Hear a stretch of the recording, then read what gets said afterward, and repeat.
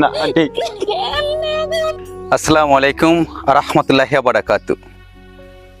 আজ থেকে 2 বছর আগে চট্টগ্রাম এজেন্ট মোহাম্মদ জুয়েল কিভাবে অ্যাক্সিডেন্ট হয়ে তার 2টা পাও কেটে ফেলা হয়েছে, আজকে আমরা জুয়েলের বাবার কাছ থেকে জানবো। আমি জানতাম যে জুয়েল একটা সময় অনেক স্টাইলিশ আছিল, অনেক ফ্যাশন ট্যাশন করতো। তো জুয়েলের জন্য আমার নাজিম খান মানে আমার এনকে ফ্যাশন থেকে একটু মোটামুটি চেষ্টা করছি। জুয়েল এটা এটা হাত দাও। তোমার পছন্দ হয়েছে এটা? জি আলহামদুলিল্লাহ অনেক পছন্দ হয়েছে। হ্যাঁ, বোতামটা লাগাইলাও। হ্যাঁ, তোমার জন্য সেন্টু গেঞ্জি আছে। আর এখন হলো যে আরেকটা কাজ করি, তারপর তাসবিহ দিয়া জিকির করবা আর আল্লাহর কাছে দোয়া করবা, আল্লাহ যেন তোমারে নেক হায়াত দান করে। তারপরে এই যে আমার এনকে ফ্যাশন থেকে এটা হলো আতর।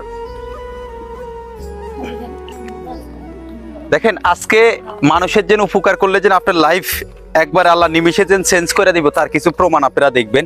আঙ্কেল, আমি জানি যে আপনি ইয়া করতে পারেন না, ওই পাঞ্জাবি আনলে পাঞ্জাবি পড়তে পারতেন না যে।